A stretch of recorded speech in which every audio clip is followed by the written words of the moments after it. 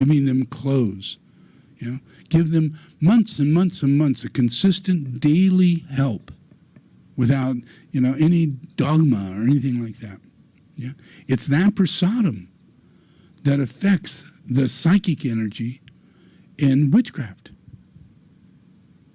Yeah, you have no idea that the whole process of witchcraft is to create a whole elemental disfigured characteristic in people to not care and to commit to making people fall. Yeah, creating cults or creating any kind of thing that is totally in a glamour, and it just wipes people down the tube. Yeah, that's witchcraft. Yeah, and these are the outcome of that tube.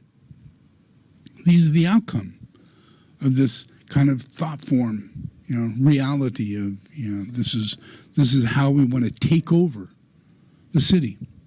Yeah, how we want to get rid of the police. Yeah, how we want to free up law so that we can just live the life that we want to live.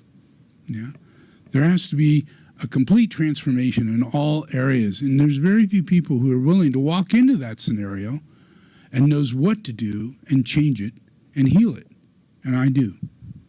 Yeah, so that's where I want to be, in those areas, in those processes, and help people get to that, and in that we will keep these people from filling up hell. That's important, people. Yeah? How many souls do you want to send to hell this year? Yeah? The coronavirus, you're dying alone, you're suffocating, you're seeing Satan, you're in the worst possible dying scenario you could ever imagine. Yeah? And how many souls are we going to willfully allow to go to hell like that? Yeah, because dying that way means you're going to come back with so many neurotic, compulsive, disfigured realities in your existence, in your makeup. Yeah, it happens to anybody. Everybody who dies, if you're shot in the arm, if you're shot in the back of the head, and you have these things happen, you have scars, you have things that you can see physically on the person that directly relate to how they died in their previous life. Burns, scars, wounds, all kinds of things. And that goes emotional, mental, and the physical. Yeah? So we're not free. We're not liberated. Yeah? And the only way we get that way is through God. Yeah? You have to go through God. You got to. Yeah? And if you're going to go through God, then this is what you got to do. Yeah? You got to care, you got to share, and you got to control your emotions. Yeah? If you control your emotions, you can help those cities work faster because it's all thought form building. Everything is thought form building. And if we do this now, we radiate this way, over the next year or so, things are going to be moving more and more in Shambhala and toward the betterment of the initiations on planet Earth. Yeah? And over the next couple of years, there's going to be an externalization in that process of people, large masses of people who want to go into the Sangha. Yeah? Change their entire life. Yeah? Move themselves into service. Yeah? And it won't happen until after supporters come in and I could begin saying, okay, we're going to set up Dharma centers in every major city because we have the money and I have the people. And after a year or so, they're being trained and, living in Shambhala and having the experience of healing and finding peace and, knowing what it's like to be in the Sangha, and then go off to a Dharma center. Every single member in the Sangha did that. Yeah. I set up Dharma centers all over the United States, and they go there and they served. Yeah. So this is the next stage, to where before it was like, we don't even want you here. We don't like you. Yeah. Get out of here. Even your relatives told you that. Yeah. I mean, it was not easy. Yeah. Because I'm an initiate. I'm a major initiate. Yeah. But I initiate other people to wake up and move toward the same light. Yeah? But in the beginning, it's treachery. There's no friends out there.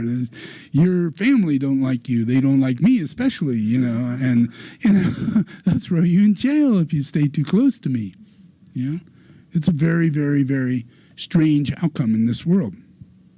And we're now coming into that next phase where people are healed enough, and their ability to become monks and nuns and move into service and facilitate people who are poor, who have no food. It's getting worse out there, right? And if anybody's going to do it, it's me. I've been doing it since I was a child. I can show you video of my brother telling people that, ever since I was really young, I was feeding people on the street. I would go to houses and feed people. I'd collect oranges and go to every house and give people oranges. I'd do everything to make things better for people. And you need to do that. That's your conscience. You should know your neighbors intuitively, telepathically. But that's you have to raise yourself up the scale of being not selfish, not having those karmic scenarios, those emotional melodramas that go on with your personality. Those completely violate your ability to be intuitive, to lose your senses. Your hearing senses are connected to a higher sense. Your eyes are connected to a higher sense. Your taste is connected to a higher sense. Your smell is connected to a higher sense.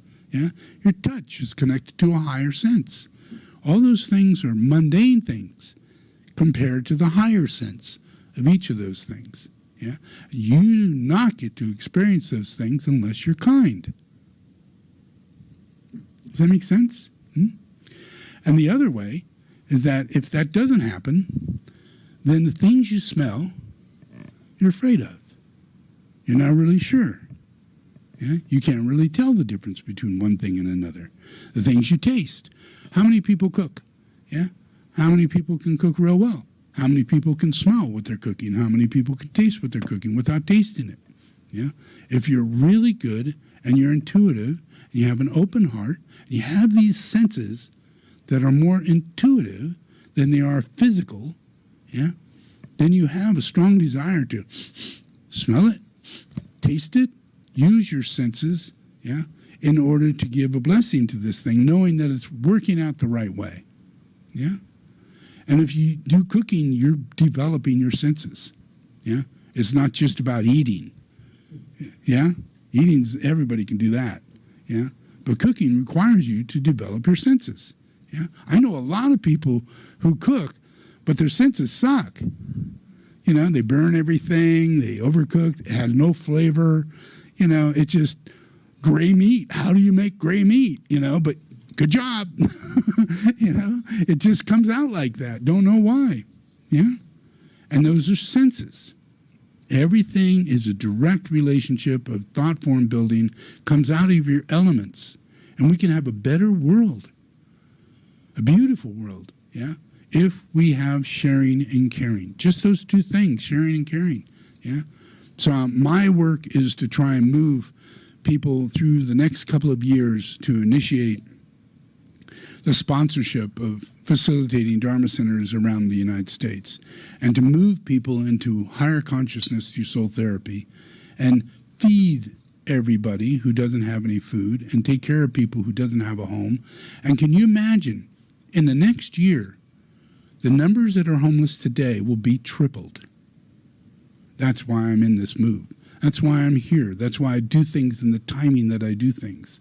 I don't plan anything out. I react, I respond, I carry out the situation. There's times when you can't do it. There's times when you have to do it.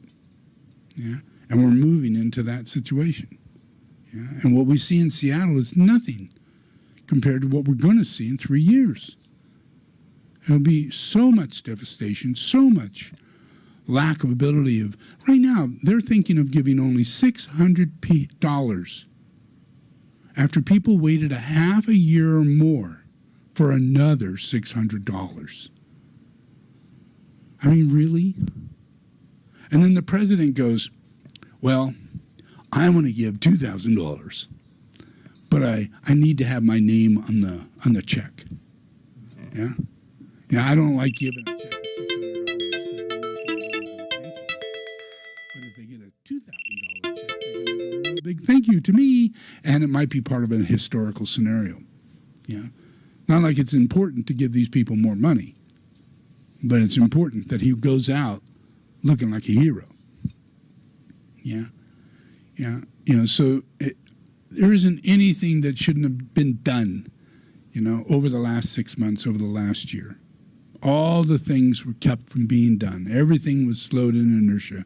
Everything was put the way it was. And there was no way anybody could change the outcome of what was going on.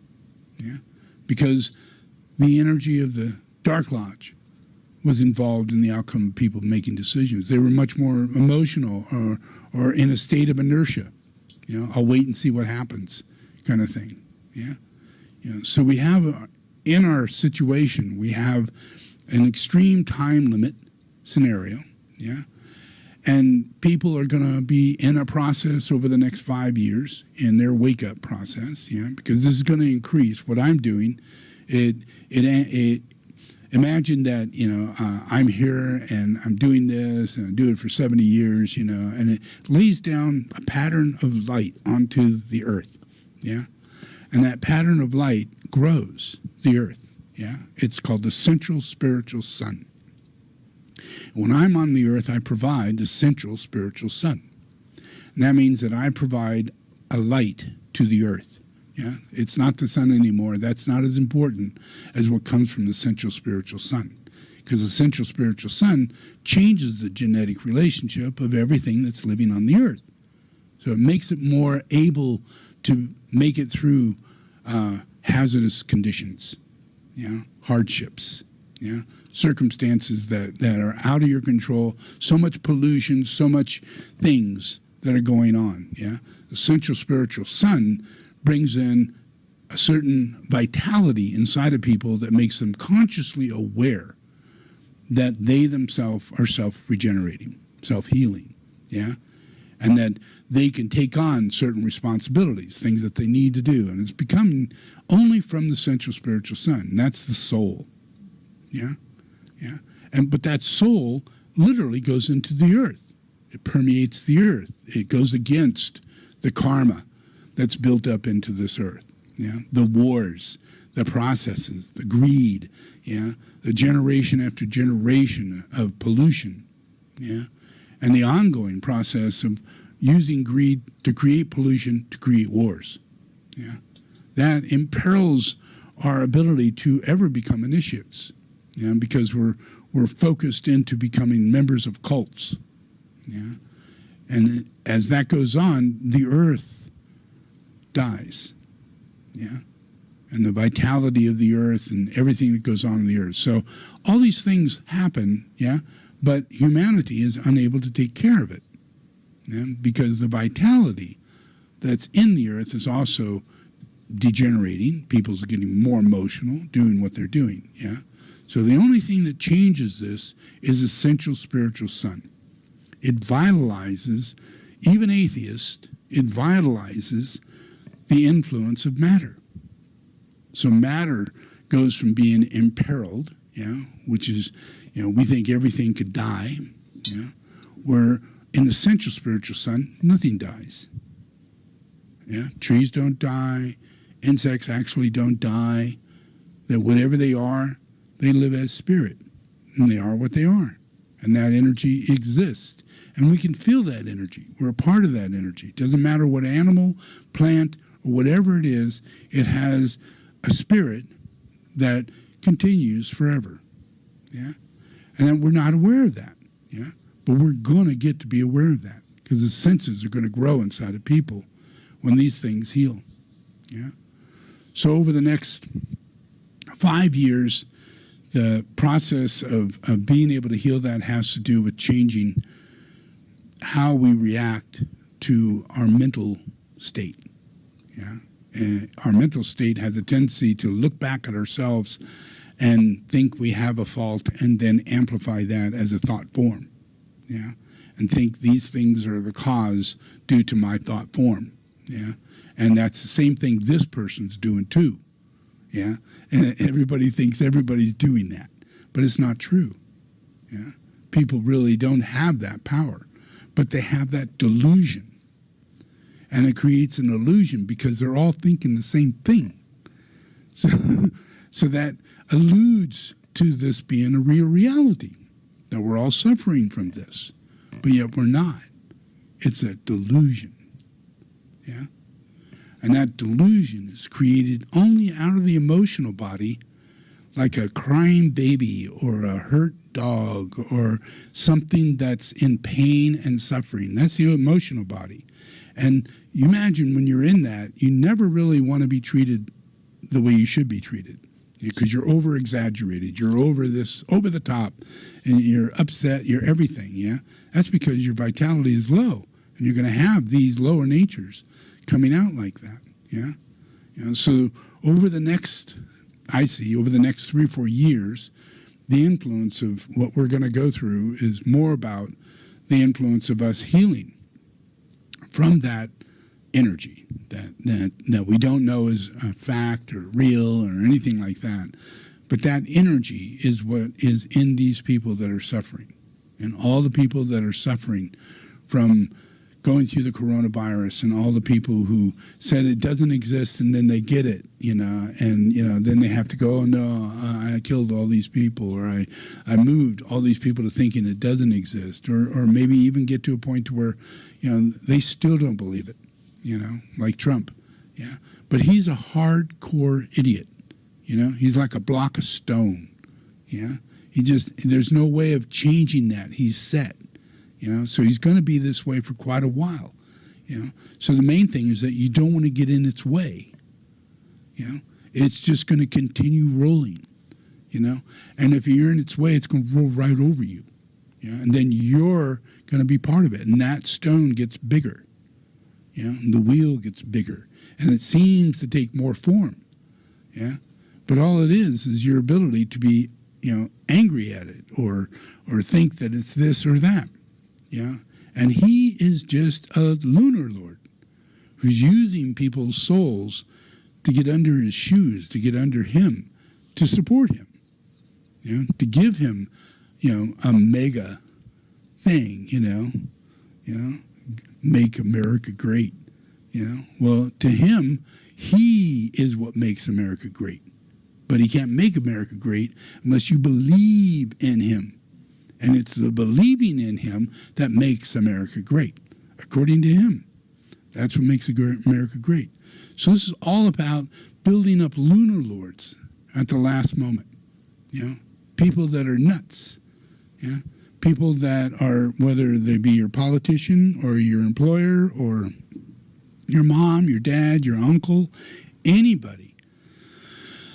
Our process when we are awakened in this side is that we start getting the ability to discern, and these people no longer can masquerade who they really are. So now they're being overshadowed by God to say and do things that makes them judged.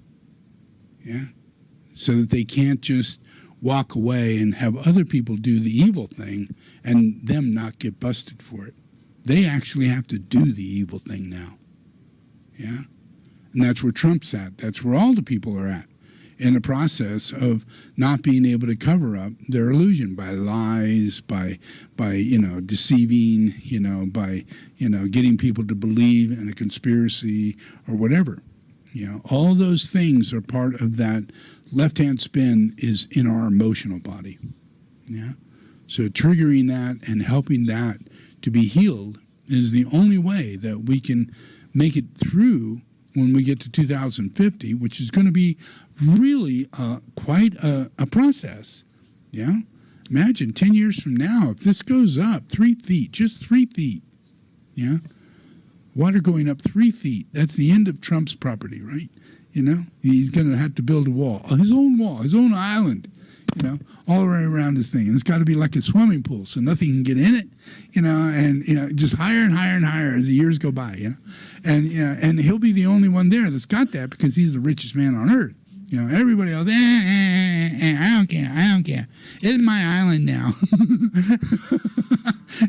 It's going to be our Trump, and we'll just watch that, But it's the way it's going to be. How are we going to deal with this? And we're going to deal with this by the lunar lords being judged, And by him coming through his process and doing all this, we're going to bring back faucets that are right. We're going to bring back solar that's big. We're going to bring back electric cars and end coal manufacturing and do all this kind of stuff. But what's really going to come back and is going to begin is the first two initiations massively inside of humanity.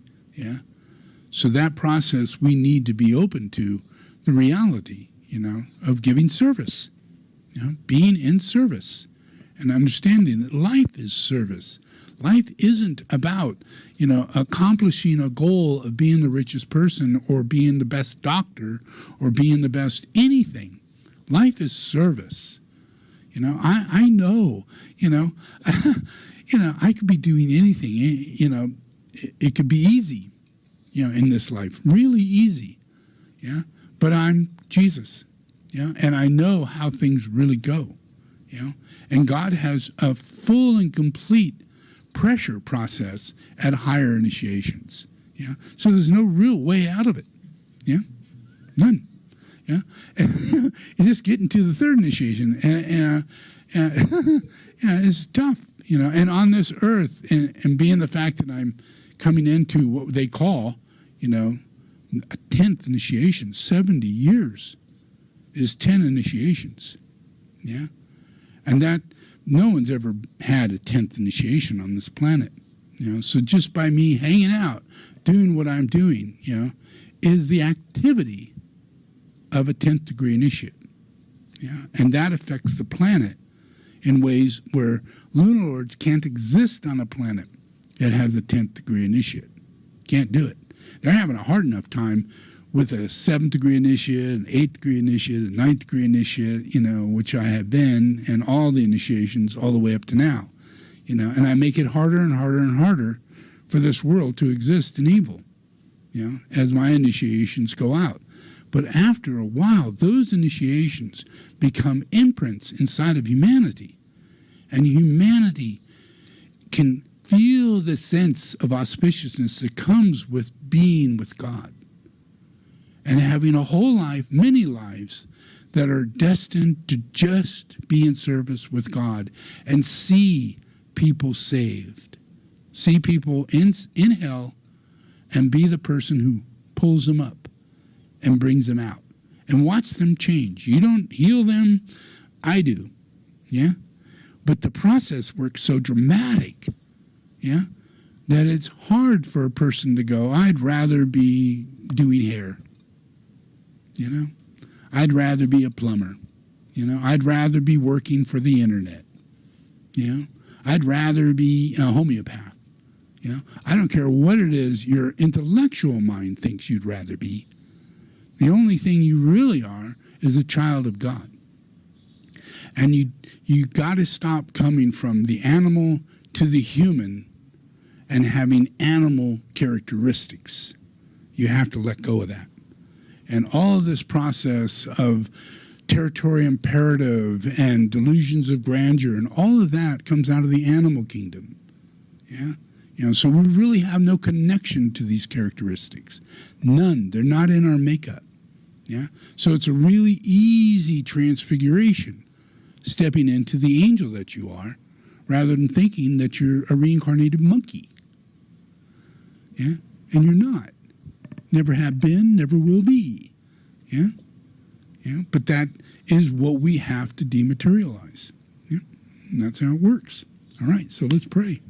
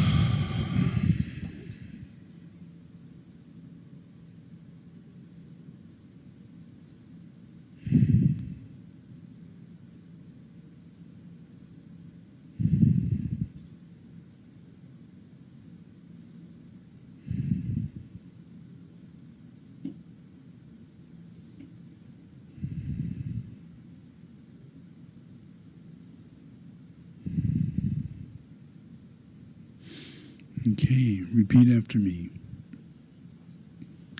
Lord Jesus the Christ, thank you for bringing me here. Lord Jesus the Christ, I open my heart today. I invite you to come inside. Lord Jesus the Christ, come save my life. Receive me today as a child of God, and write my name in the book of life. I give myself to you, my spirit, my soul, my body. Receive me, Jesus the Christ. Now, the devil, the blood of Jesus the Christ is against you. I command you now to leave me. I do not belong to you. I am God's property. Leave my life. I disassociate myself from you. I renounce every evil covenant. I have entered in with you. In the name of Jesus the Christ, I have received salvation. I am a child of God. Amen. So it's really important.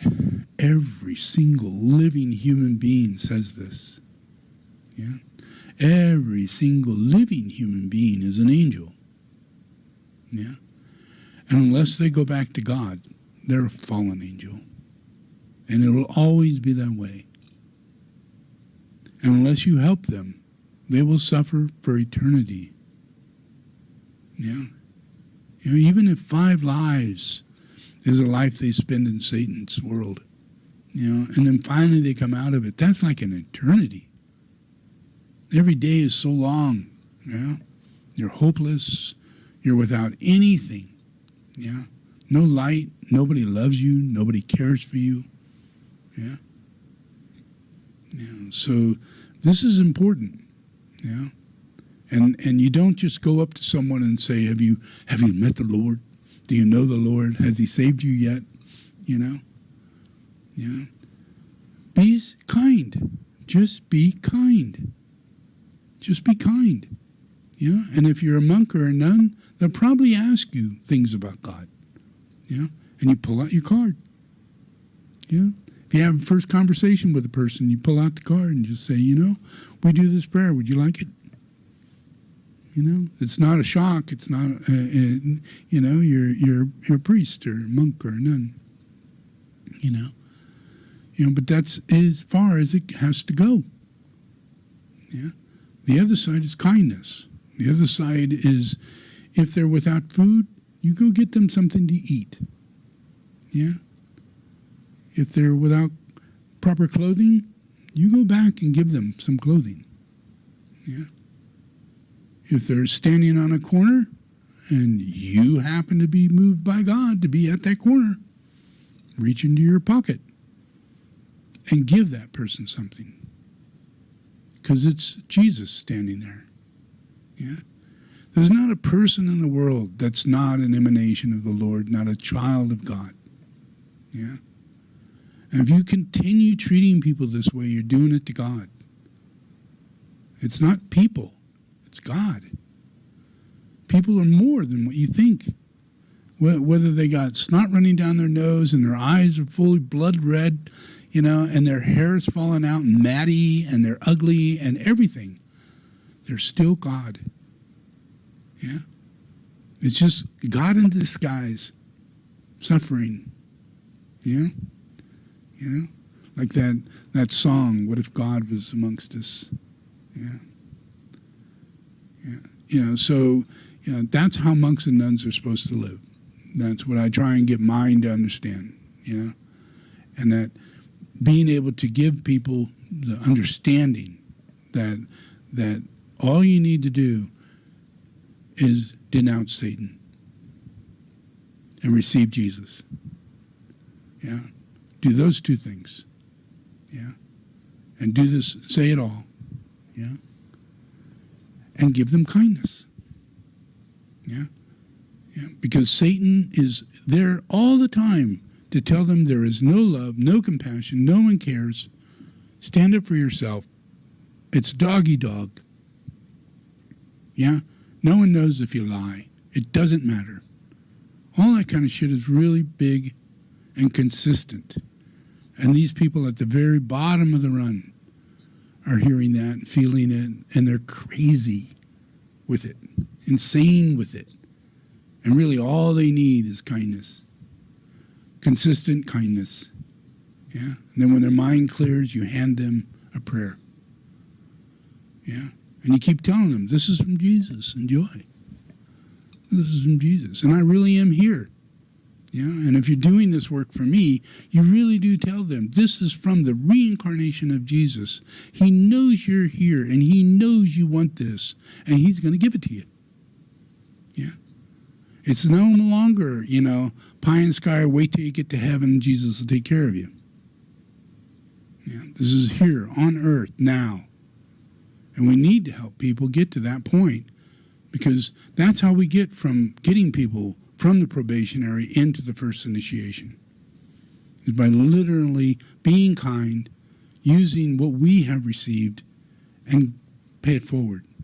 Give these people that light, And, the more you're a monk and a nun, the more, going out and doing this service isn't an obligation, isn't a disservice to your lifestyle that you would rather be living than being out in the cold handing out sandwiches and boots and socks and shoes and sleeping bags and tents and all the things that we do. Yeah. And there needs to be more people to do that. And there will be. Yeah. Yeah. But it really is a matter of healing this aspect of it.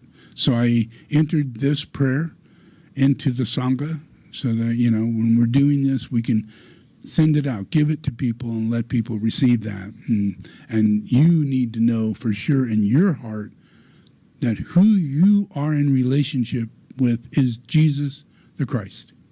Yeah? And I'm here for a special reason, to save you. And that this needs to be saved. Yeah? And Satan exists. Yeah? And Satan doesn't create the havoc on earth, but how we cope with it is what God is involved with. God helps us through the process of the natural things that happen in life. Illnesses, sicknesses, hardship, accidents, things like that. We are in a creative womb with God in order to help protect us and then take care of us when something happens. We're well anointed in the process of what could be done correctly. Yeah? And that's where those initiations will lead to. From feeding people, to helping people, to getting people to build homes, to getting people to fund building a large monastery that's a big temple, all brand new, really nice, great big pyramid that thousands of people can sit in daily and pray and receive an enormous blessing. Yeah, and say prayers to Jesus. Yeah, this is where things are moving, and we get to that when we get to the second initiation. The first initiation is just even the possibility of doing it, not being hostilely, treated when we go build a Dharma center and we start feeding people and helping people, and all the neighbors and everybody comes out and spits on us and kicks us and calls us the devil. All the time, yeah, so, but I still say, keep it up. Tell them that you're working for Archangel Michael. Tell them that you're working for God, and know that I'm telling you the truth. And stand there and let them tell you you're working with Satan, and that this is the evil. I hate you. I won't want you in the building. I won't allow you in town.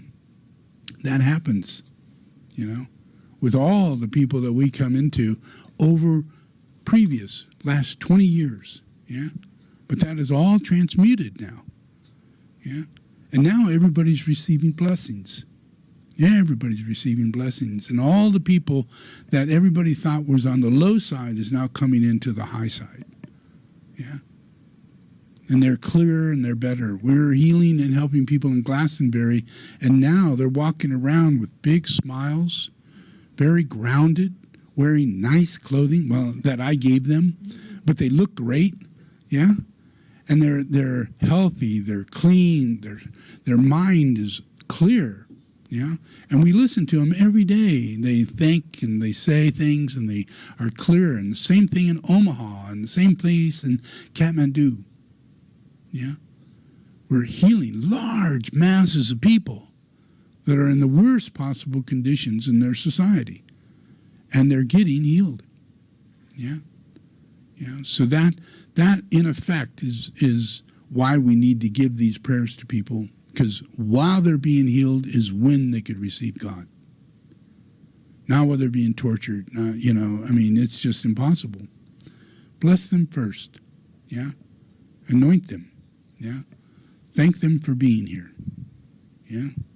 Yeah? Because God brought them to you. Yeah? It's the Son of God sitting there, you know, all wrinkly and old, a little old lady. You know, if you've ever studied anything about Maitreya, you would find that Maitreya is everything. Maitreya is a dog, yeah? Maitreya is a bird, a chicken, yeah? Maitreya is a fish, yeah? Comes in the form of a fish, yeah? Comes in the form of a very old lady. Yeah? Comes in the form of a very old man. Yeah? Comes in all forms. Yeah? At any given moment. Overshadowing, manifesting into an immediate moment where that person, that dog, that fish, that cat becomes a transmission of Maitreya. Because Maitreya is everything. And Maitreya can use everything to bless. Everything. Yeah? And that story goes all the way back to Asanga. And Asanga was one of the first people to come in contact with Maitreya, and everybody else was praying and doing ceremonies and offerings to have some form of contact with Maitreya, the future Buddha. And he went through everything to change all of his vices and all of his anger and all of his fear, all of his paranoia, day by day by day by day by day. But he didn't really change, you know, but he kept doing it. He was consistent. And after a while, Maitreya appears, but it doesn't appear in the form of a person, in the form of an old lady, you know, or form of a dog, you know. Yeah, and he's like, you know, you got to go up to that dog and you got to pick all those little maggots off of it with your teeth. You know, you got to do that, Asanga. You know, and he goes, no, I'm not going to do that. And he can hear Maitreya telling him, you got to do that. If you're going to be compassionate, if you're going to be empathetic, you have to take care of that animal right now. And I'm not going to hurt you, trust me. You know, and he's, no, I won't do it, you know. And he goes down, gets his teeth down there, and all of a sudden it turns into Maitreya. Thank you, Asanga. Thank you very much. You know. And then Asanga goes, but no one will ever believe me that you exist. No one ever will believe that you're here with me, talking to me. And he goes, just stick me on his shoulders and walk me through town. You know, so he does, and he's got an old dead dog on his shoulders, you know. Everybody, that's what they see, you know. He's got this old dead dog sitting on his shoulders. But really, and in his mind, it's Maitreya. Hi, everybody, hi, you know. Yeah.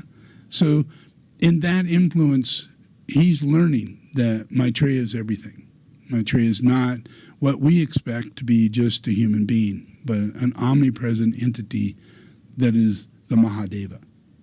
And Mahadeva is responsible for insects, responsible for rocks, is a rock, is a mountain, is a earth, is a solar system, is a cosmos, yeah, is everything.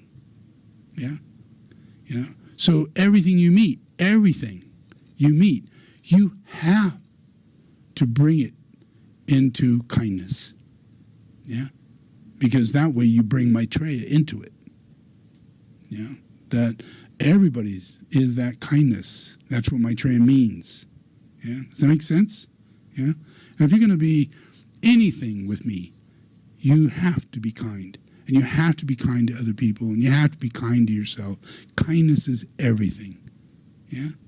Yeah. So, but it's, yeah, so it is that third initiation that creates the ability for everybody to move out of their hate or their anger or their suspicion and everything that has to do with a lack of kindness. Because by the time that third initiation comes around, everybody has transformed from not being a child of God into being an active, awakened child of God who takes incarnation after incarnation, gets jobs, activities, and gets blessings from all the life cycle that is brought about through the life of Maitreya. Yeah? Yeah? The life of kindness. Yeah? And everything is Maitreya. We are in a time that this is the new Buddha field. This is where we're all about. Christ, Maitreya, you know. We're all going into Christ consciousness. We're all going into the body of the Christ. Yeah? The Christ enters your body. You enter Christ's body. We all realize this is something that's true. This is something that's real. Yeah?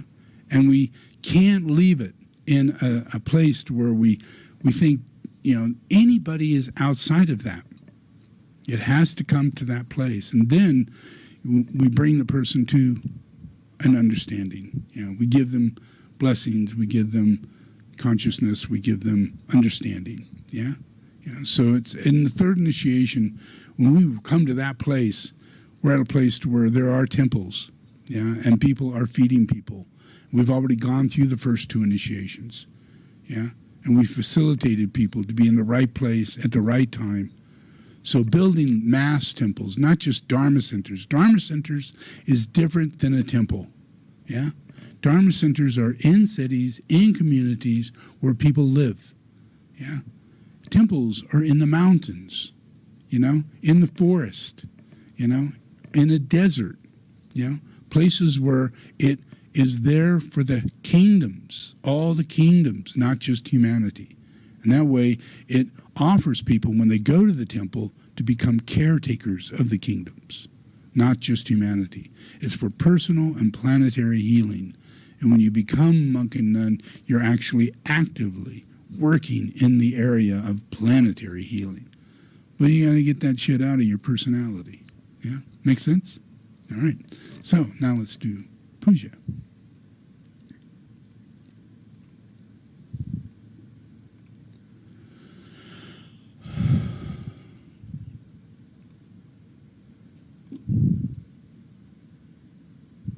Okay, just close your eyes. And I'll say take a deep breath, and then we'll begin the Om.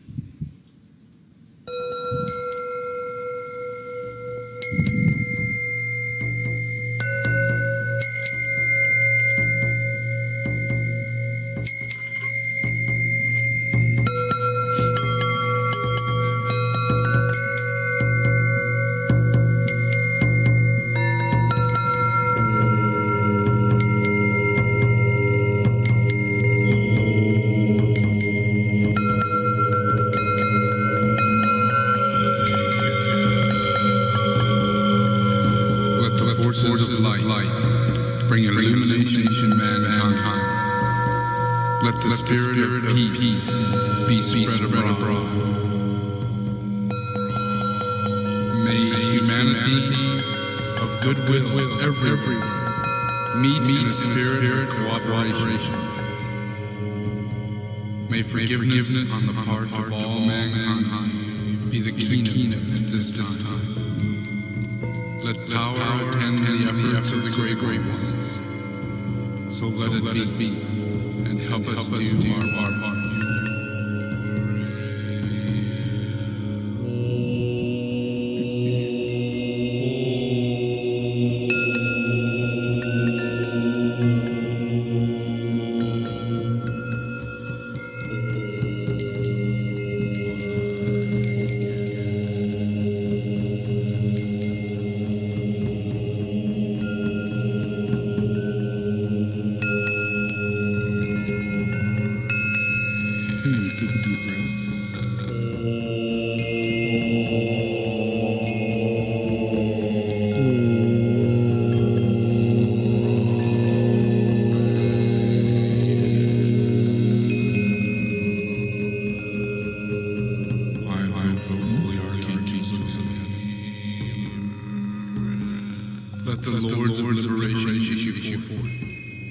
Let them bring secure to the sons of mankind. Let the rider from the secret place come forth. And come, say, come forth, O Mighty One. Let the souls of mankind awaken to the light. How's that? And may they stand with massed intent. Okay, take Let a the deep breath. fiat of the Lord go forth. The end of the woe has come. Come forth, O Mighty One. The hour of service of the saving force has now arrived. Let it be spread abroad, O Mighty One. Let light and love and power and death fulfill the purpose of the coming one. The will to save is here. The love to carry forth the work is widely spread abroad. The active aid of all who know the truth is also here. Come forth, O Mighty One, and blend these three. Construct a great defending wall. The rule of evil now must end.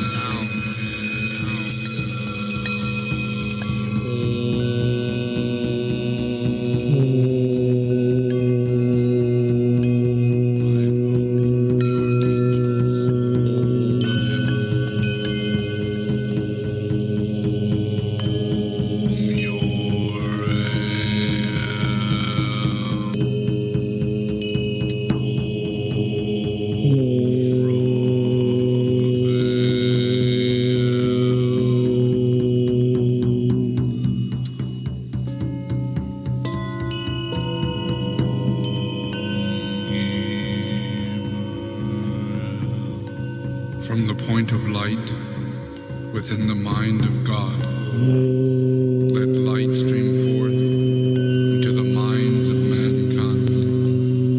Let light descend on earth.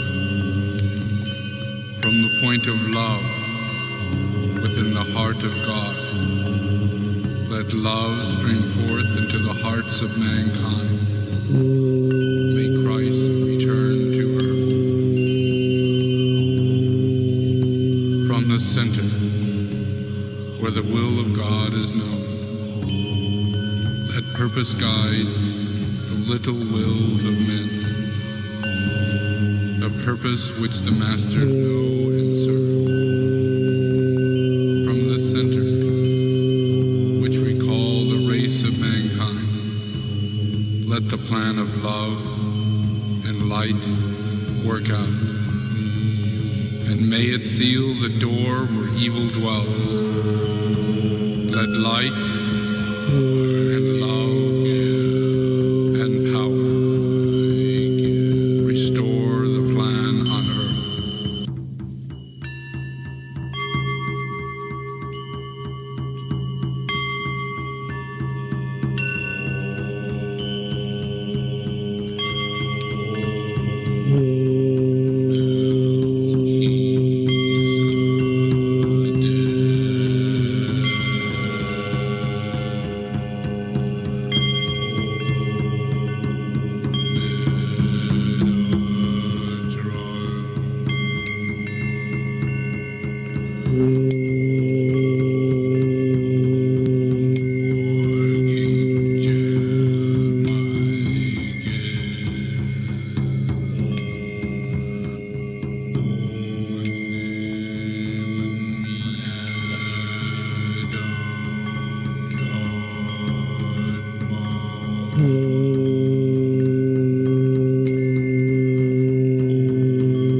The sons of men are one, and I am one with them. I seek to love, not hate. I seek to serve and not exact due service. I seek to heal, not to hurt. Let pain bring due reward of light and love.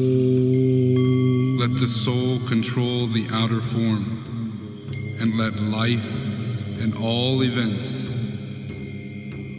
and bring forth to light the love which underlies the happenings of the time. Let vision come in insight. Let the future stand revealed. Let inner union demonstrate and outer cleavage be gone. Let love prevail. Let all mankind love.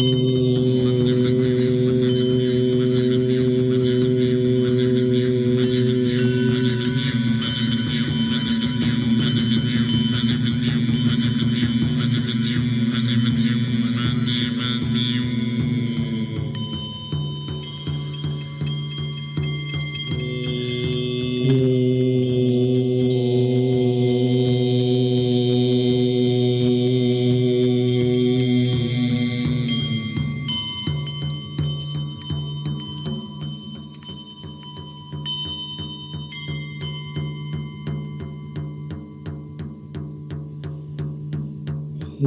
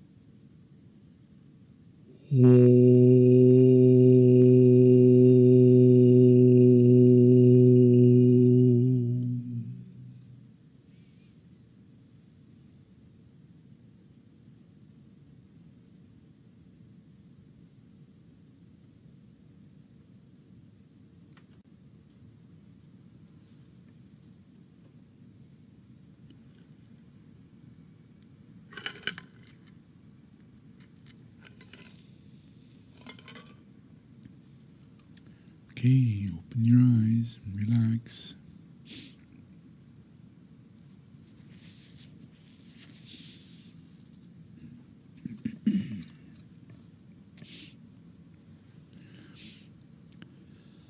So over the next 100,000 years or so, you're going to have me around, and I'm pretty consistent. You may have other ideas, but mine never change. I work in a very specific way.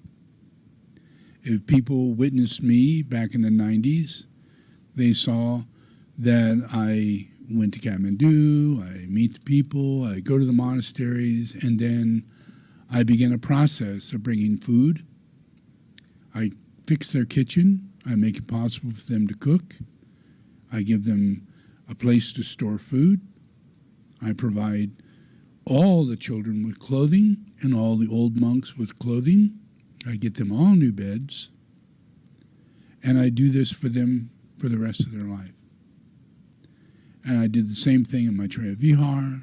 I did the same thing in Drepung, at many, many, many, many, many, many monasteries.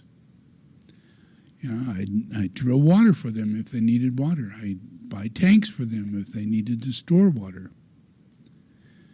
And they didn't have to ask me. That's me. It's not you. It's me. You would think of other ways. You would think of ways to save money. And it's sad, but it's true. I never think of ways to save money. This is about God. God is everything. Yeah? If you trust me and do exactly as I do, and there's nothing outside of it. You know, I'm not a major religious figure. I'm a good doer.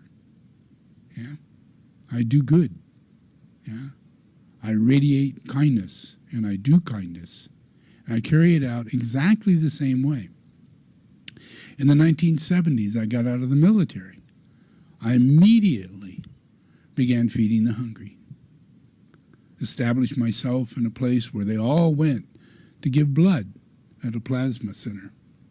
And I started working there so that I can be in contact with all the homeless people on a daily basis. And when they were done, I had a sandwich for them. I had an orange or an apple for them. I made one of the closets into a shower and a bathroom, you know, so that they all had the ability to go take a shower and go into another room and select clothes. And all the clothes they left behind, I took to a laundromat and washed. Yeah, brought them back.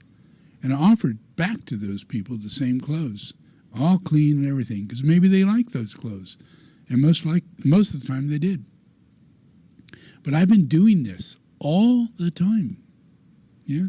If I meet someone, yeah, when I first met Tara, You know, she was in a not a very good situation. You know, didn't have money, didn't have a place to sleep that night, didn't have money to buy food.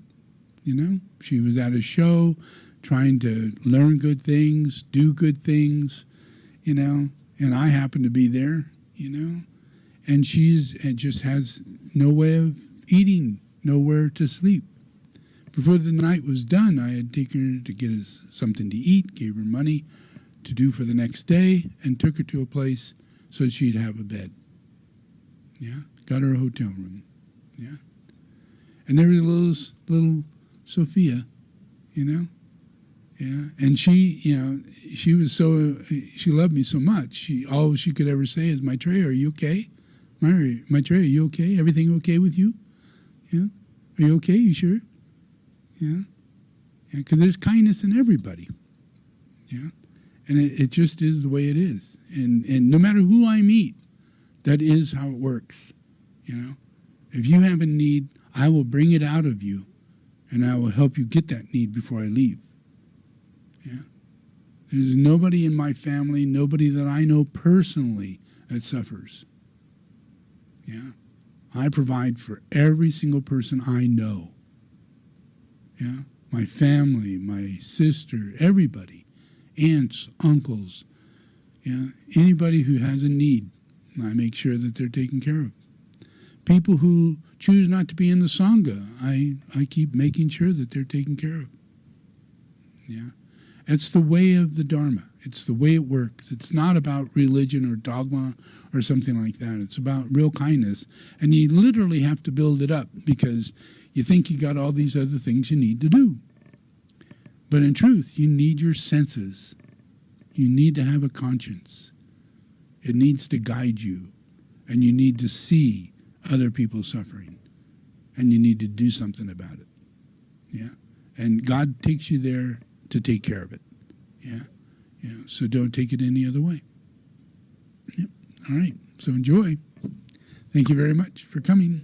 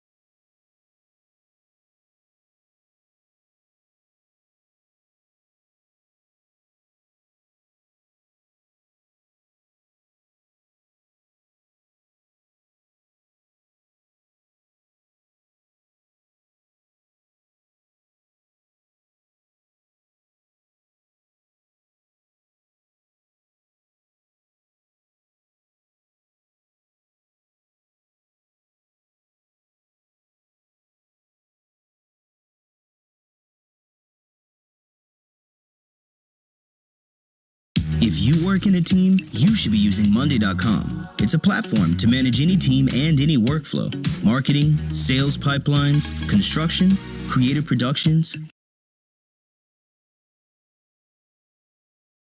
You name it. Pick a template or start afresh. Here, you can track everything your team is working on. Simply drag and drop to create the perfect workflow for your team. Everything is customizable, even our logo. Damn, yo! See who's in charge of what, and easily prioritize. Meanwhile, your team can communicate, send files, and get quick approvals and feedback. Slice and dice your data.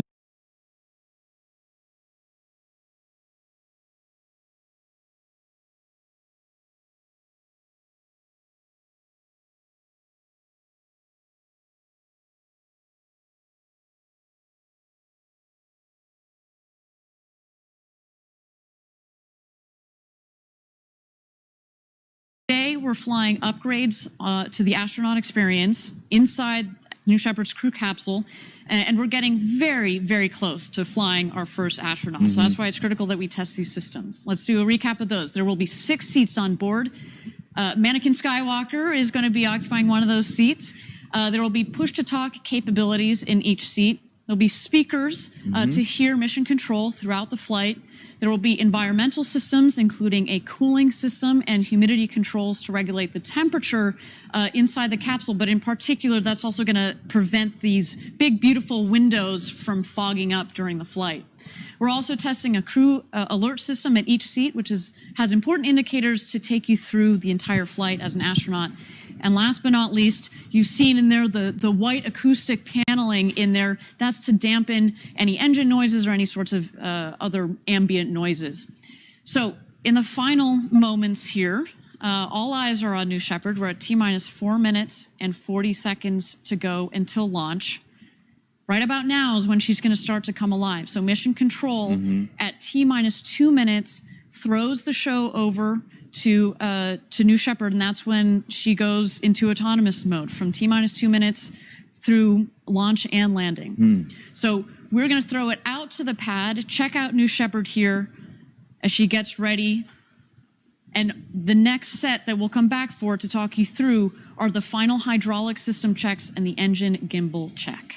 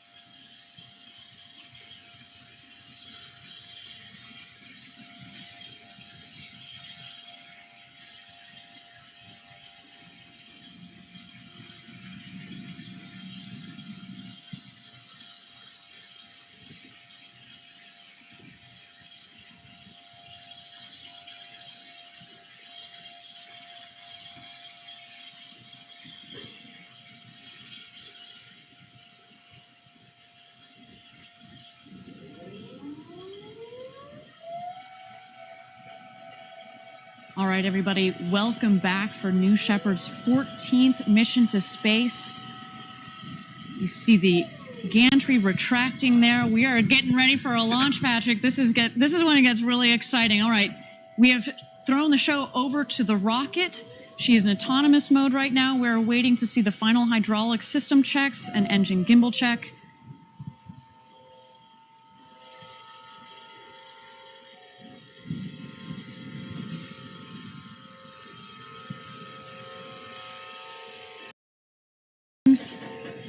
Making sure they've got full clearance there. There are 4 fins on the base of that rocket.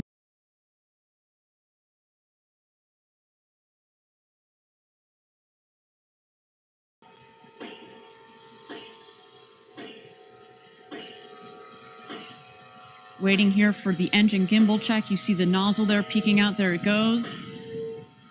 The engine is also obviously to propel the rocket, but is critical in guiding the rocket on its ascent, but as well as on its descent as it comes into land on the northern landing pad just 2 miles north of where the rocket is taken off from.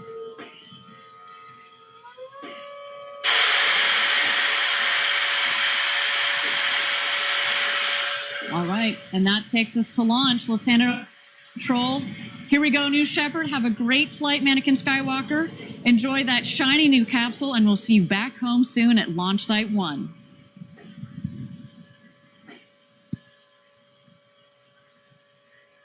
T-minus 16, guidance internal.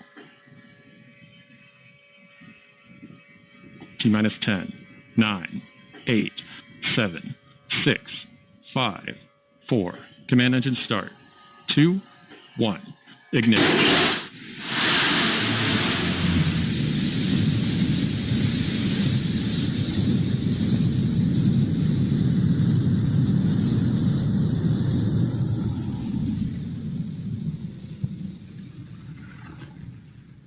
Oh, yeah, look at her go. Mission Control has confirmed New Shepard has cleared the tower on her way to space from Launch Site 1 in the West Texas desert with Mannequin Skywalker on board. Right about now, the fins on the aft portion of the vehicle are going to help the vehicle do its roll maneuver. The booster is going to be rolling at about 2 to 3 degrees per second, which equates to a full rotation of the vehicle every 2 to 3 minutes. This, of course, is to give the astronauts a 360-degree view during the flight. All right, coming up here on max Q, maximum dynamic pressure on the rocket is the toughest portion of the flight for the rocket. And we've confirmed max Q. Excellent.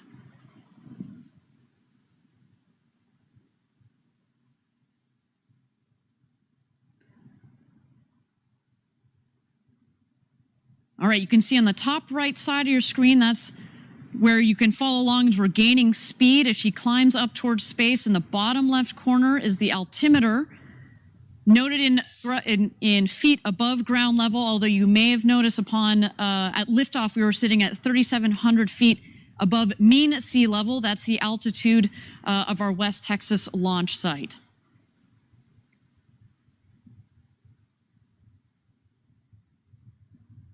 Now, Mannequin Skywalker in there, starting to feel those Gs, around 3.5 Gs on the way up to space. It's very similar to a roller coaster, but in that horizontal position of the seats, definitely is a much more comfortable ride.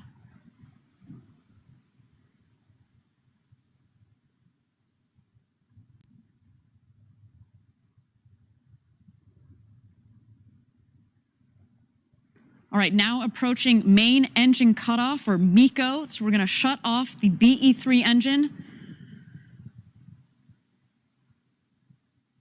MECO is confirmed. Now you'll notice that the booster and the capsule are continuing as their combined ascent to space. As you watch the altitude continue to speed is dropping, of course, as it no longer has the propulsion from the BE-3 engine. Separation of the two craft is confirmed. You can start to see the two craft in the screen.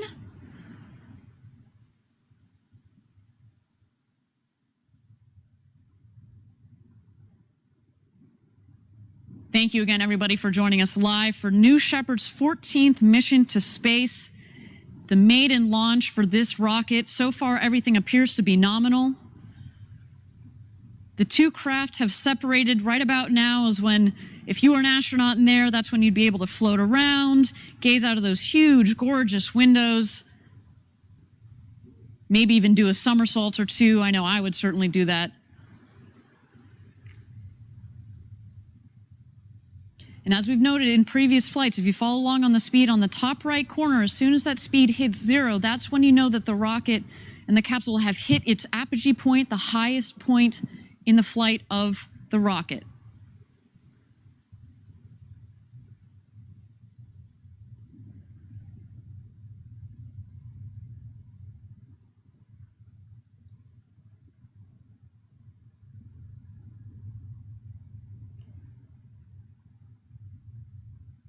There you go, it's hit 0, and now they are heading back home. We should have an unofficial apogee altitude coming up here shortly. But we have gone well over 100 kilometers, the Kármán line, the official line of space, and there it is, 350,827 feet above, I believe, mean sea level, so that is excellent. A great flight. Well over the Kármán line. Anakin Skywalker is an astronaut once again. Now the capsule should be continuing to do its slow spin. Everybody gets a window seat in the capsule of New Shepard, but now we're making sure everybody gets the perfect view.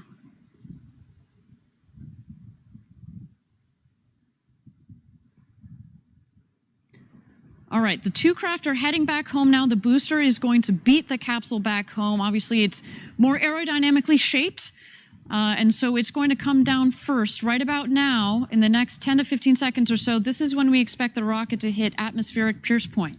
That means that's when it's coming back in, and it's back home from space, and it has enough air pressure upon which it can use its aerodynamic surfaces to push, and that will help guide the rocket back to its landing pad, again, 2 miles north of where it's taken off from. We have confirmation that the wedge fins have been deployed. Those fins are at the forward section, the top section of the rocket. They're housed in the ring fin. They also help provide stability for the rocket as it comes into land.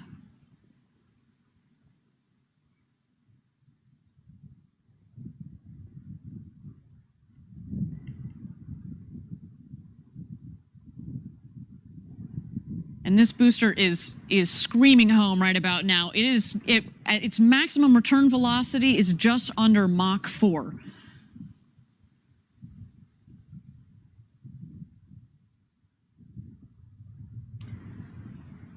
So we're looking now for the drag brakes to deploy. As soon as those deploy, you'll see the speed come down very rapidly. You're starting to see that in the top right corner there. And then in quick succession, we're going to get the BE-3 engine to restart. The landing gear will deploy, and then the booster will come in for a nice soft touchdown. There are the drag brakes.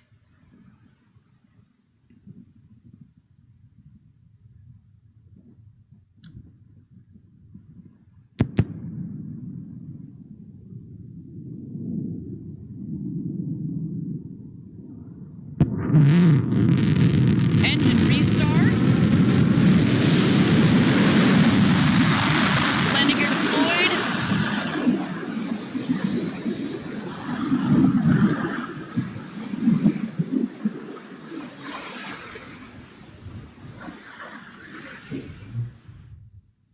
And touchdown. Welcome back, New Shepard. Oh, you can hear our team back here at headquarters enjoying this moment for this rocket.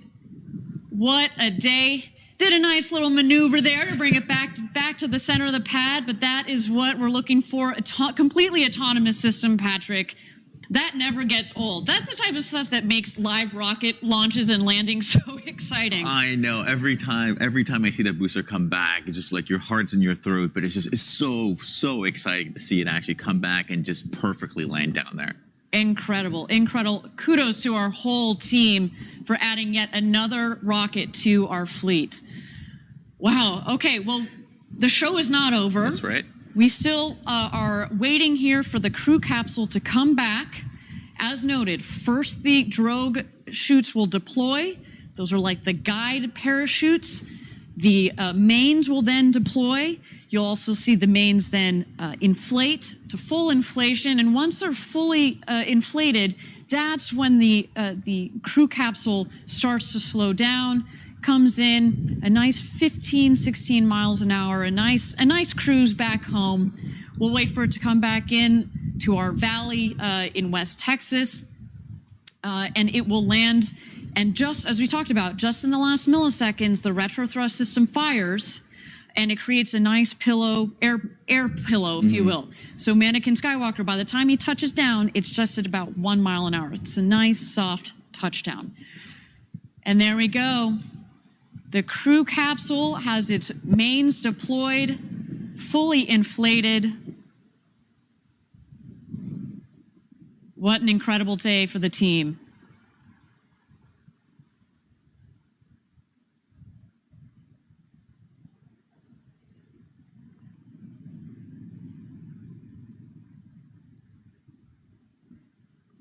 What a beautiful shot. You know, Mannequin Skywalker, I mean, if he had adrenaline, his heart would be thumping pretty hard. What a day. All the way up over the Kármán line and back, coming in for a nice soft cruise back into our West Texas Valley there.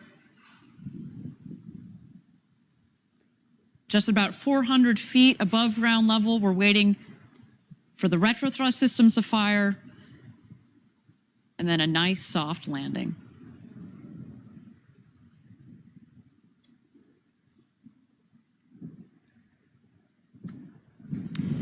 And touchdown. What a day. What a beautiful shot. Congratulations to all of Team Blue. Really well deserved. This is our 14th mission. A safe landing for the booster, safe landing for the crew capsule. We added we talked about add a little bit of char to the bottom of the bottom of that rocket. Came back nice and clean though. Look at that. Absolutely spectacular. Now, if you were an astronaut on board that capsule there, you would have had an incredible ride up over the Kármán line and back. Get the big, beautiful views out of we did the 360-degree spin this time. Get your 3 minutes of weightlessness. I can't wait to check out the onboard cameras to see the views that Mannequin Skywalker experienced today. Just what a day. I know. And how about those drone shots of the rocket and actually the capsule coming down? Those were pretty spectacular. Those were beautiful. Looks like a nice, clean landing right there in the desert. Everything looks to have gone perfect.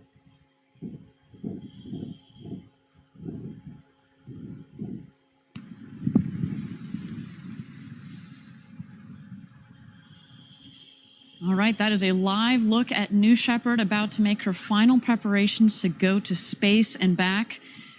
Patrick, while we have another moment here, why don't you take us through a profile of the flight today?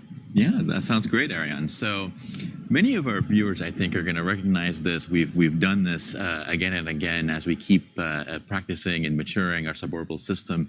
So we're going to start out by launching both the booster and the capsule, off of our launch pad.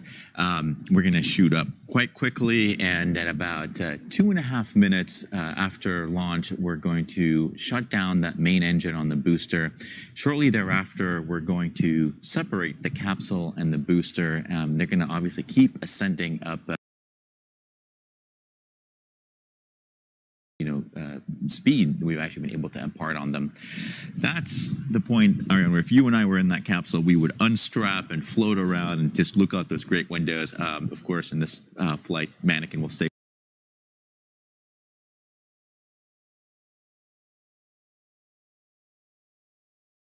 I've come to the Biblioteca Castelnatense near the Vatican to meet an expert in early Christianity, Kim Haynes-Eitzen.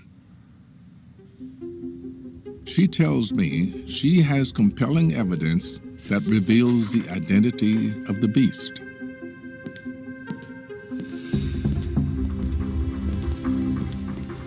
Good morning.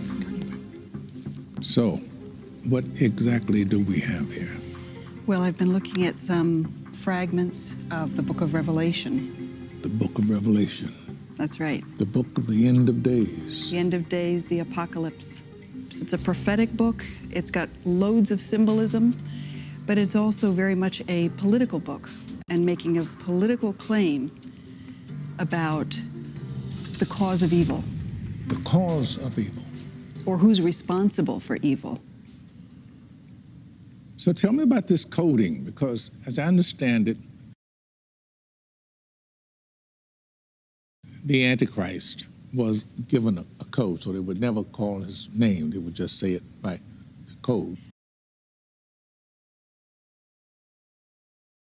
Well, there has been a lot of debate about what this number, in particular 666, who it refers to. There has also been a strong argument made for 666 referring to Nero. Nero was emperor of Rome from 54 to 68 AD, around the time when the first Christians began to arrive in Rome. So, how do you make 666 translate to Nero? When you apply numerical values to the name Kaiser Neron and you add up those numbers, you come to 666. In ancient Greek and Hebrew, every letter had a corresponding number. If you add up the letters of the name for Emperor Nero, written in Hebrew, Kaiser Neron, the total comes to 666. But Nero is just one of many names that can add up to 666. Kim believes a later copy of the Book of Revelation, found in an archaeological dig in Egypt, confirms the beast is Nero. One of the interesting things about these fragments is that we've got two different numbers. What are those letters? A Chi is a 600, Xi 60, Sigma a 6, 666.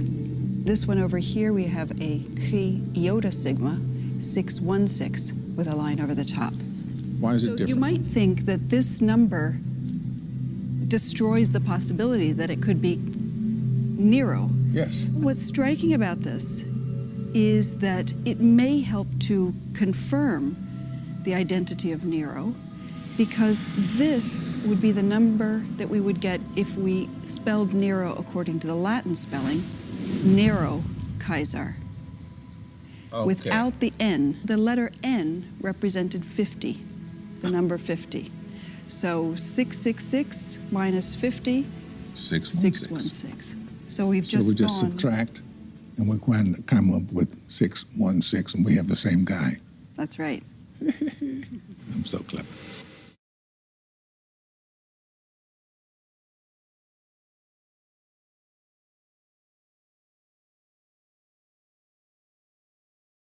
Man, know thyself, and thou shalt know the universe and God. Pythagoras. You know, that triangle dude. Today more than ever, the world seems to be in a very disharmonic state. Thanks to modern internet technology, we now have access to all the world's information at our fingertips. And yet, the algorithms behind the mainstream tech we all use only shows us what we're accustomed to seeing, creating social divides the likes of which we've never seen before. If we took an outside perspective on our species, though, you might say that we've always been disharmonic. And that's kinda true. In fact, if our esoteric history is to be believed, we've been growing more and more disharmonic for about 13,000 years now. It's in our DNA, and it's something that we're passing through as a species together.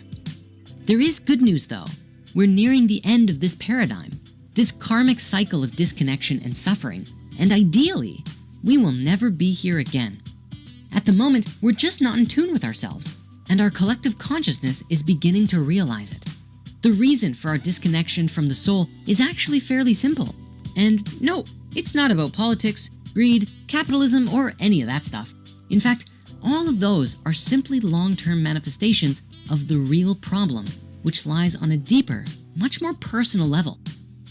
The true problem actually lies in our old way of thinking, creating tension on every level. Right now, as you're watching this video, all of us are going through something of a shift. We are changing into a completely new state of being with a new way of thinking and a different understanding of our multiphasic holographic reality. Today, we're going to break down the concept of chakras like you've never seen it before. A deluxe special remake that unifies all of our original episodes into something even greater.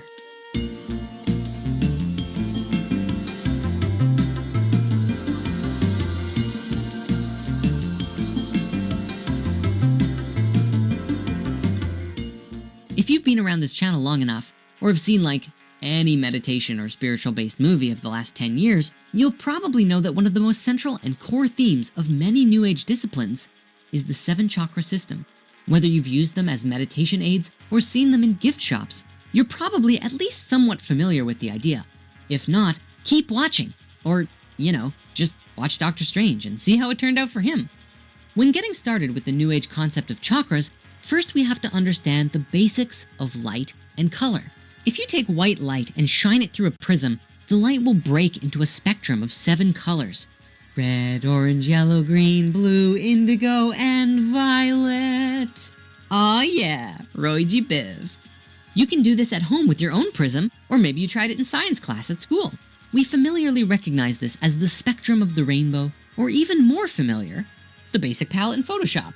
Scientifically though, this whole prism effect and all of the colors it produces are generally called Newtonian colors, and for the most part are the foundation of the visible color spectrum. Now, of course, there are way more than just 7 colors, especially when you get into different wavelengths of the electromagnetic spectrum and perhaps even different dimensions. But let's just, let's stick with these for now. The thing about color is that each one actually has its own vibration. Red has the longest wavelength and the slowest vibrational frequency, and today we generally recognize it as warm and stimulating. Violet has the shortest wavelength and the fastest frequency, and we recognize it as cool and calming. I don't think I have to describe what happens between these two colors. It's like a frequency change that gets shorter and faster as you move up the spectrum. This basic knowledge, believe it or not, is very important, but we're gonna have to look at some other things first. So, what is a chakra? Well, it's usually believed that the word chakra comes from the Sanskrit word meaning wheel, which is partly true, but not the whole story, and we'll get to that later on. In our modern understanding though, a chakra is a wheel-like vortex spinning in a circular motion within the body. It forms a vacuum in the center that draws in energy on a vibrational level and can draw in anything from color vibration to thoughts and feelings of other people that we come into contact with. So in essence, chakras are energy points or centers that run vertically from the top of your head down your spine, or from the bottom all the way up. Think of them like pools of energy in our body. When left to their natural state, they will flow seamlessly, but life is messy, and stuff like emotions, abuse, and bad experiences get in the way, and much like moss or algae, it blocks the creek from flowing. Ah, you caught me, I'm quoting Airbender on that last bit. Now, despite how you look at it, there are 7, 8, or 13 primary chakras, as well as over hundreds of smaller, minor ones that are scattered throughout the body along certain channels known as axiotonal lines. We'll cover the 8 and 13 later on though, so for right now, let's stick with the basic 7. As we understand it, your chakras are kind of like the etheric motor of the soul. Not only do your chakras draw in energy, each and every chakra radiates an energy or vibration and governs over a major organ or gland connected to other body parts that resonate at the same frequency. To have balanced and aligned chakras will make you happier, healthier, and more in tune with yourself. When one chakra center is out of sync, it may eventually affect the organs and glands that it's connected to and cause the chakras neighboring it to also go out of sync, causing a chain reaction and many bodily imbalances. A chakra can become out of balance when it is overactive, underactive, or possibly congested or blocked. This is almost always felt on a mental, emotional, or physical level. The benefits to energizing your chakras and learning about them are primarily for our harmony of mind, body, and spirit. Your mind alone cannot nurture your whole being, nor can a proper food diet solve all of your problems. It is through your chakras that you can learn to balance all aspects of yourself, bringing you into a healthier state of consciousness.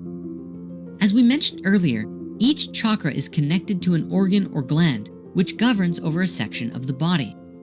The order of the chakras is generally thought to go from the bottom up, starting with red and changing vibrations in each chakra until you get to violet.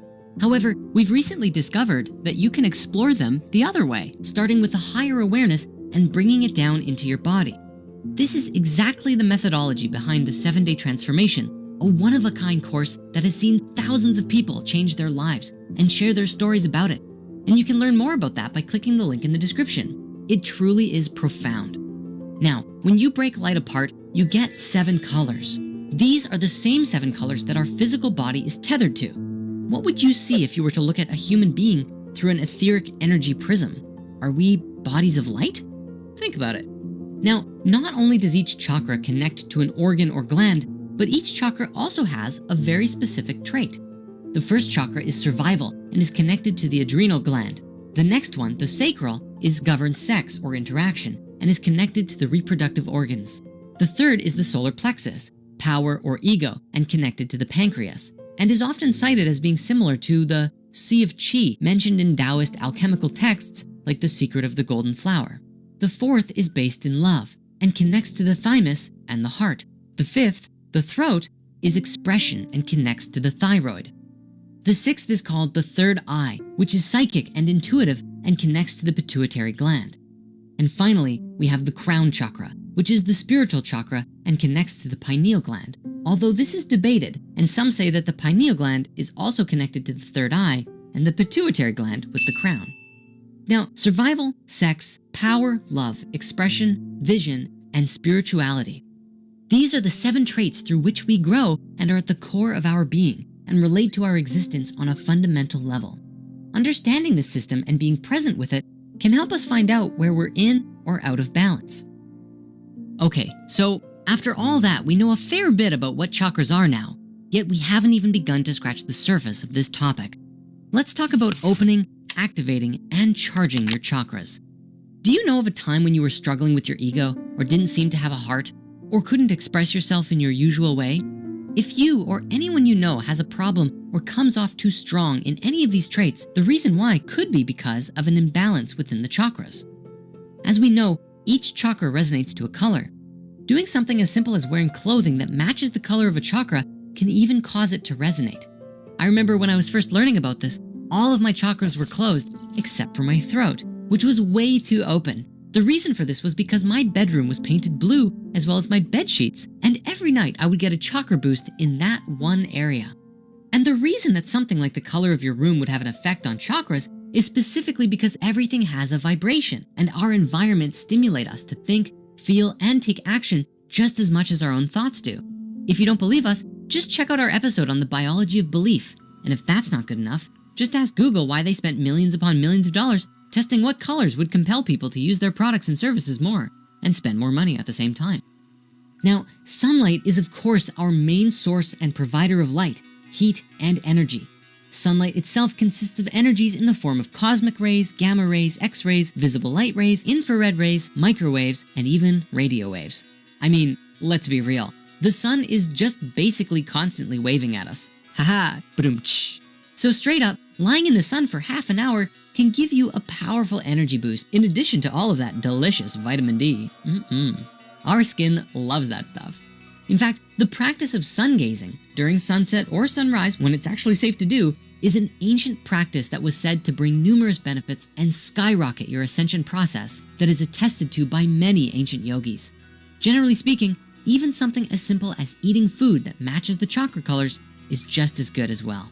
Seriously, it's believed that eating red tomatoes and apples are good for the root chakra. Eating greens are good for the heart. Could blueberries and eggplants open your mind? At least blueberries. You open up an eggplant and it's like, psych, solar plexus, fool. Does this make you want to eat healthier? However, you have to consider what's in the food too. Skittles may seem like it's good for your entire chakra body of consciousness, but they probably break every chakra considering what's in them. But on that note, if you want to learn more, check out our movie called Healing with Food. Finally, the best way to open your chakras, hands down, is meditation. There are tons of meditations and chakra cleansings out on the web. In fact, we've made one too, and we'll share it with you soon. Sometimes though, it's as easy as just visualizing the chakra in the area that it's in and seeing it open or flood with energy. Buddhist tradition often talks about seeing the chakras as flowers with closed petals and meditating to see them opening and blooming into their full beauty. And finally, another way that you can work with your chakras is through Reiki. See, Reiki masters are people who are sensitive to and trained to work with energy. They learn to move energy throughout their body and connect it and flow it into yours. It's a very amazing process. You may have to ask, but Reiki masters can also typically communicate with your higher self for you and ask you what you need to progress on your path. Reiki itself is growing more and more popular in the last 15 years, so it shouldn't be very hard to find a number of places near you that offer it as a service.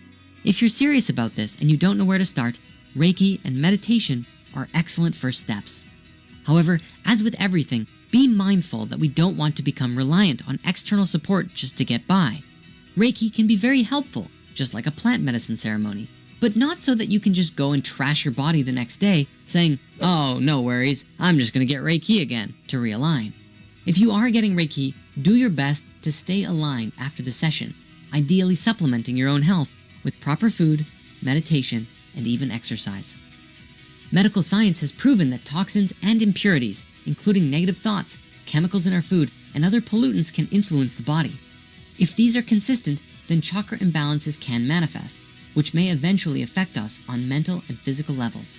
Traditional healthcare at this time is unable to naturally or totally alleviate symptoms, especially before they happen, and this means it's up to us to improve our health conditions on our own. We can't forget that we need to take care of our whole being, not just the parts that gain symptoms. And with that, I bid you adieu. But don't worry, because we'll be back again soon for even more chakra remakes in the spirit science journey.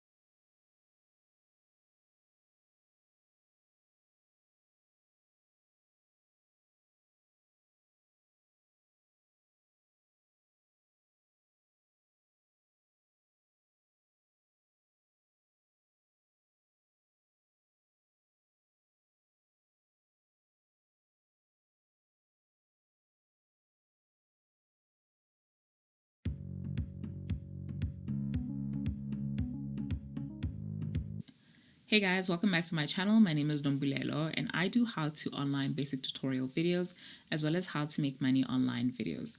If this sounds like something you are interested in, please consider subscribing to my channel for more of that great content.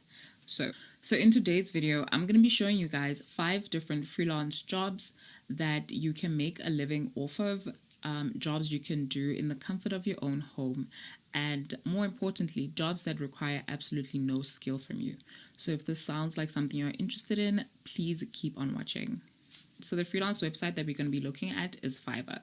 So Fiverr is a freelance website where you as a seller can sell your skill to a buyer or person or company who's looking for your particular type of skill. Now, Fiverr has a variety of freelance jobs ranging from graphic design, programming, editing, writing. But like I said, in this video, I'm going to be mentioning 5 different jobs that don't require any skill. You don't need any qualification for. Anyone can do it. You just need to put in the work and you can make money from it. So the first job is voiceover. And here, all you have to do is speak and you get paid. That's pretty much the concept. So voiceover has a variety of jobs and all you really need is your voice. So with voiceover jobs, you could be asked to be the voice in an ad or you could be asked to read a short story. Whatever it is, you basically use your voice and you get paid. And you might be thinking that your voice might not be good enough, but you never really know until you try, because there might be someone who's looking for your particular type of voice, and you never know until you actually put yourself out there and just go for it. And if you can change your voice, that gives you an advantage because you can book a whole lot more jobs and get paid even more.